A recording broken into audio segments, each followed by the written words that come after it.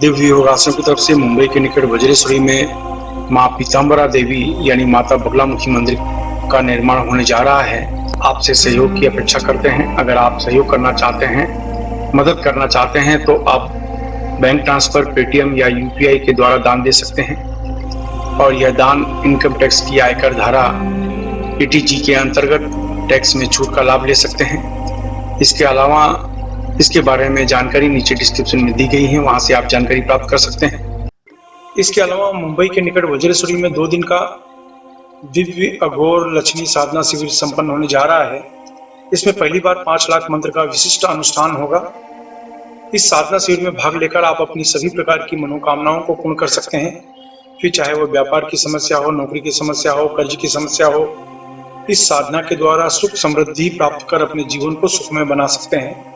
अगर आप इस साधना को प्रत्यक्ष आकर सीखना चाहते हैं तो नीचे डिस्क्रिप्शन में लिंक दिया है, वहां से इस साधना में भाग लेने के लिए फॉर्म भर सकते हैं। नमस्कार, दिव्य योगासन तरफ से आपका हार्दिक स्वागत है। आज हम चर्चा करेंगे कि यंत्र का निर्माण कैसे किया जाता है। यंत्र निर्माण क्रिया एक गोपनीय विधि मानी जाती है। यह विधि आमतौर पर बताई नहीं जाती, लेकिन मैं चाहता हूं कि हमारे सब्सक्राइबर जो लोग हैं, हमारे जो परिवार के सदस्य हैं, उनको इस विधि के बारे में जानकारी होनी चाहिए। कभी भी यंत्र बनाने की विधि को सीखकर इसका उपयोग आप कर सकते हैं, अपने जीवन के कल्याण के लिए, अपने पारिवारिक सुखमय जीवन के लिए कर सकते हैं। तो आज यही जानने की कोशिश करेंगे कि यंत्र का निर्माण हम क्यों करें और इसके लाभ क्या क्या मिलते हैं। याद रखें, जो यंत्र होता है उसे देवी देवताओं का घर कहा जाता है। हर इंसान की घर की जो संरचना होती है वो अलग अलग होती है। अगर आपके स्वयं के घर की हम बात करें तो आप देखेंगे आपके घर का जो डिजाइन है, उसमें रखे हुए सामान हैं, वो अलग अलग तरीके से रखे हैं।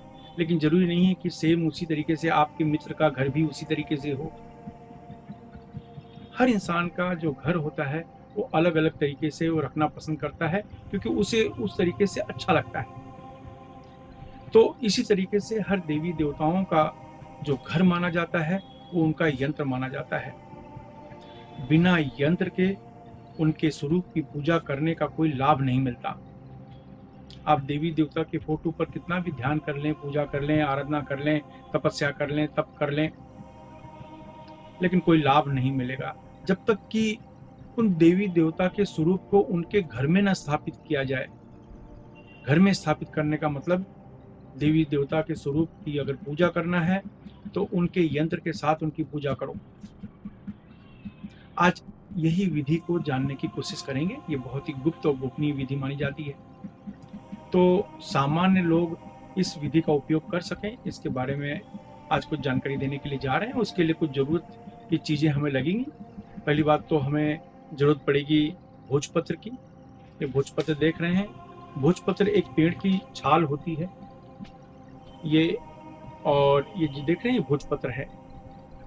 अगर भोजपत्र न हो आपके पास तो सामान्य तौर पे जो कागज होता है, सफेद कागज, ड्राइंग पेपर, आप प्रिंटिंग पेपर, इसे आप काट के रख लें। लेकिन कोशिश करें भोजपत्र का, क्योंकि भोजपत्र की खास बात यह है कि दुनिया का सबसे सेंसिटिव कागज ये माना जाता है। इसके ऊपर कोई यंत्र की रचना की जाए तो 1000 साल बाद भी खराब नहीं होती, लेकिन इसके ऊपर, कागज के ऊपर कोई यंत्र लिखा जाए तो 1-2 साल में खराब हो जाएगा। इसलिए भोजपत्र हो तो सबसे अच्छा। अगर भोजपत्र नहीं है तो कोई बात नहीं, सामान्य कागज में आप लिख सकते हैं, ठीक है। इसके बाद गोमूत्र की जरूरत होगी। इसके बाद अष्टगंध की जरूरत होगी। इसके बाद एक आचमनी चम्मच, एक कटोरी की जरूरत होगी। इसके बाद एक अगरबत्ती की जरूरत होगी। इतनी चीजों की शुरुआत में जरूरत होगी। अब कैसे करते हैं? अब मान लेते हैं आपके पास भोजपत्र है तो भोजपत्र पर आप करेंगे। भोजपत्र पर करने के लिए मैं भोजपत्र निकाल देता हूं। ये देखिए, भोजपत्र मैंने निकाल दिया। अगर भोजपत्र नहीं है तो आप सामान्य कागज पर आप लिख सकते हैं, कोई समस्या की बात नहीं है। तो मैं अभी आपको भोजपत्र पर बताने जा रहा हूं कि क्या करते हैं। याद रखें, जब भी आप यंत्र का निर्माण करें, आपके बगल में घी का दीपक जलते रहना चाहिए। ये महत्वपूर्ण नियम है। जब भी आप यंत्र का निर्माण करें, आपके बगल में घी का दीपक जलते रहना चाहिए। दूसरी बात, आप इस समय लाइट चालू है, लाइट आपको बंद कर देना होगा। घी के दीपक की जो रोशनी होगी, आप इसके लिए चाहिए 2 दीपक, 3 दीपक, 5 दीपक आप लगा सकते हैं, कोई समस्या नहीं है। लेकिन दीपक की रोशनी में ही यंत्र आप बनाएं, लाइट में नहीं। लाइट बंद कर दें। अभी मैं आपको, चूंकि अगर लाइट बंद कर देंगे तो मैं आपको दिखा नहीं पाऊंगा, इसलिए मैं ये बताने जा रहा हूं। लेकिन जब भी आप यंत्र बनाएं, घी का दीपक आप जलाएं, लाइट बंद कर दें। उसके बाद यंत्र की रचना करें, यंत्र का निर्माण करें। कैसे करते हैं, आप एग्जाम्पल लेते हैं कि मुझे इस यंत्र पर यानी भोजपत्र पर, जो कि दुनिया का सबसे सेंसिटिव कागज माना जाता है, इसके ऊपर करना है। तो मैं सबसे पहले क्या करूंगा, अष्टगंध, ये दुकानों में आसानी से उपलब्ध है, हर जगह मिलने वाला है अष्टगंध। आप उनको कहिए कि उनको प्योर शुद्ध अष्टगंध चाहिए। थोड़ा महंगा आएगा, लेकिन अष्टगंध बहुत ही पावरफुल माना जाता है। तो मैंने अष्टगंध ले लिया। अष्टगंध लेकर कटोरी में थोड़ा सा अष्टगंध को डाल दिया। ये मैंने डाल दिया।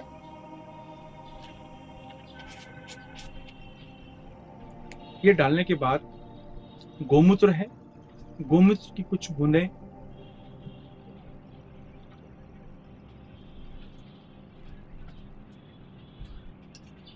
ये मैंने इसमें डाल दी।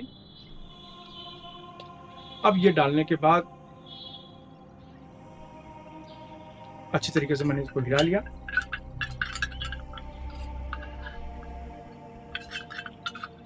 अब हिलाने के बाद मुझे कलम चाहिए, यानी इस तरीके से अष्टगंध की स्याही तैयार करते हैं।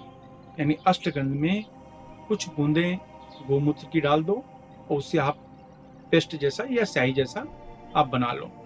गोमूत्र ना हो तो गंगा जल चलेगा, गंगा जल भी ना हो, गोमूत्र भी ना हो तो शुद्ध पानी चल जाएगा।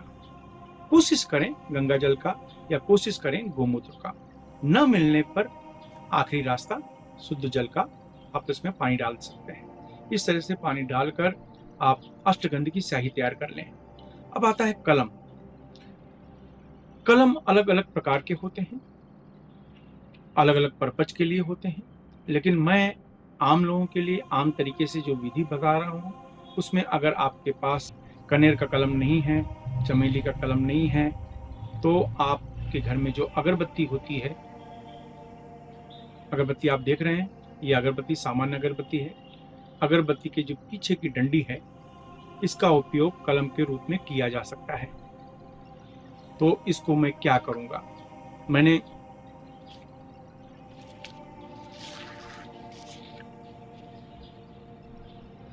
याद रखें, जब भी आप यंत्र की रचना करें, लाइट बंद रहनी चाहिए। घी की रोशनी, घी के दीपक के तले ही यंत्र को बनाया जाता है। इसके लिए भी अलग अलग समय और ये सब चीजें होती हैं, वो अलग बात है। लेकिन सामान्य रूप में लाइट बंद करें, दीपक जला लें और दीपक की रोशनी में यंत्र का निर्माण करते हैं।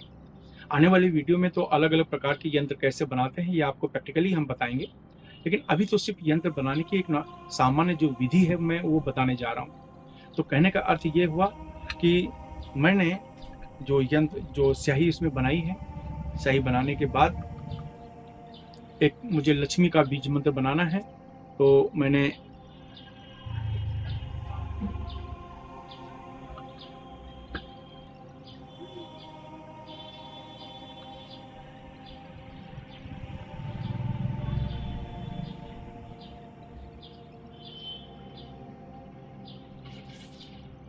अभी आमतौर पे आपको दिख रहा है नहीं दिख रहा है मुझे पता नहीं, लेकिन इस तरीके से आपको यंत्र बना सकते हैं, या यंत्र का जो आकार, जो भी पर्पज है वो आप बना सकते हैं। नॉर्मली हमने श्रीम लिखा हुआ है, तो अब जो एक कागज में लिखना है, मैं कोई दूसरा मंत्र अगर लिखना चाहूँ तो मैं भगवान गणेश का बीज मंत्र लिखना चाहता हूँ,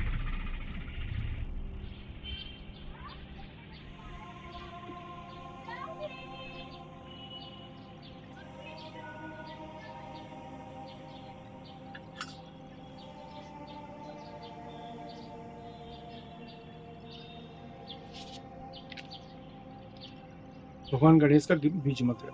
वैसे पूरे मंत्र भी होते हैं, तो उन मंत्रों को यहाँ पर लिखा जाता है। अब जो भी मंत्र आप लिखेंगे, जो भी बीज मंत्र आप लिखेंगे, वो दीपक की रोशनी में लिखना है, न कि इलेक्ट्रिकल लाइट के रोशनी में। लाइट आपको स्विच ऑफ कर देना है, दीपक की रोशनी आपको जलाना है। अगर उजाला आपको ज़्यादा न दिखाई पड़े तो 2-4 दीपक को आप लगा सकते हैं। दीपक की रोशनी में ही यंत्र को बनाया जाता है। अब इस यंत्र को मैंने गम बीज मंत्र को मैंने बना लिया। ये बनाने के बाद ये अष्टगंध से मैंने बनाया, जैसे मैंने अभी भोजपत्र में श्रीम बीज मंत्र बनाया। इस बीज मंत्र को लेकर मैं अपने सामने रखूंगा। 108 बार गणेश का बीज मंत्र का जाप करूंगा, कि या फिर ओम गंग गणपते नमः, ओम गणपते नमः, या फिर गंग गंग गंग गंग गंग। इस तरीके से मैं 108 मंत्र का जाप करूंगा। अब यह आपके ऊपर है, आप 1 माला जाप करते हैं, 2 माला, 5 माला, 10 माला, जो भी, लेकिन नॉर्मली 1 माला यानी 108 बार आप इसको जप करते हैं। 108 बार जप करने के बाद 108 बार जप करने के बाद इसको मोड़ लेते हैं। मोड़ने के बाद इस तरीके से मोड़ने के बाद, ये तो बहुत ज़्यादा जाड़ा कागज है, इसको ऐसे मोड़ के आप घर के मंदिर में 24 घंटा रखते हैं। आप किसी भी देवी देवता को मानते हो, कोई समस्या नहीं। घर का मंदिर का जो स्थान होता है बहुत शुभ होता है, बहुत पवित्र जगह होता है। उस जगह पे इसको 24 घंटा रख दो। 24 घंटा रखने के बाद फिर इसको किसी ताबीज में मढ़वा लो। चांदी की ताबीज हो सकती है, सोने की हो सकती है, पीतल की हो सकती है, या नॉर्मल कपड़े में आप सी कर इसको आप पहन सकते हो। इसको पहले प्लास्टिक में लपेट लेते हैं। प्लास्टिक में लपेटने के बाद कपड़े में सी लेते हैं। कुछ लोग हाथ में बांधते हैं, कुछ लोग गले में बांधते हैं, कुछ लोग किसी ताबीज के अंदर इसको बिठा देते हैं। यह आपको बहुत ही शुभ हो सकता है। 5-10 हज़ार 20 हज़ार रुपया खर्चा करके कोई कवच आप लेते हो, लेकिन आपको पता नहीं ये जो पद्धति बहुत शुभ मानी जाती है, क्योंकि आप उसको स्वयं तैयार करते हैं। तो इस तरीके से आने वाली वीडियो में हम आपको बताएंगे कि अलग अलग पर्पज के लिए अलग अलग यंत्र कैसे बनाते हैं। ये तो एक सामान्य विधि मैंने बताई कि आपको करना कैसे है। अपने घर में कोई यंत्र की रचना करनी है तो उसकी सामान्य विधि क्या है, मैं फिर से रिपीट करता हूँ कि आपको जो जरूरत पड़ेगी सामान्य कागज की, अगर वो उस सूरत में कि आपको भोजपत्र आपके पास नहीं है। भोजपत्र देखने में इस तरीके से होता है, ये ओरिजिनल भोजपत्र कहा जाता है। ये एक पेड़ की छाल है जो कि हिमाचल साइड में पाई जाती है। कहने का मतलब है कि इस छाल में, इस भोजपत्र में आप यंत्र का निर्माण करो। अगर ये नहीं है तो आप सफेद कागज में आप बना सकते हो। एक गंगा जल की जरूरत होगी, अष्टगंध की जरूरत होगी, और अष्टगंध के बाद आपको अगरबत्ती, जो कलम के रूप में एक अगरबत्ती की जरूरत होगी, और एक कटोरी आचमनी चम्मच की जरूरत होगी स्याही तैयार करने के लिए। इतनी चीज़ों की जरूरत है, और ये जब भी आप तैयार करें दीपक की रोशनी में ही तैयार करना है। इसको लाइट में तैयार नहीं करते हैं। अपने घर का स्विच, जिस रूम में आप कर रहे हैं उस रूम का स्विच ऑफ कर दो, लाइट बंद कर दो। लाइट बंद करने के बाद घी का दीपक जलाओ, और घी के दीपक तले आपको यंत्र की रचना करनी है। ये सामान्य विधि है जो मैं आपको बताया है। मुझे विश्वास है कि इस यंत्र की पद्धति से आप अपने यंत्र आप तैयार करेंगे। आने वाली वीडियो में अलग अलग प्रकार के यंत्र हैं, उनको कैसे तैयार करते हैं और उसका उपयोग कैसे करते हैं, ये सब बताएंगे। आशा है आप इस विधि का उपयोग अपने लिए करेंगे और जन कल्याण के लिए करेंगे। मेरी आप लोगों से अपेक्षा है। इसी के साथ आपका परिवार हमेशा सुखी रहे। धन्यवाद।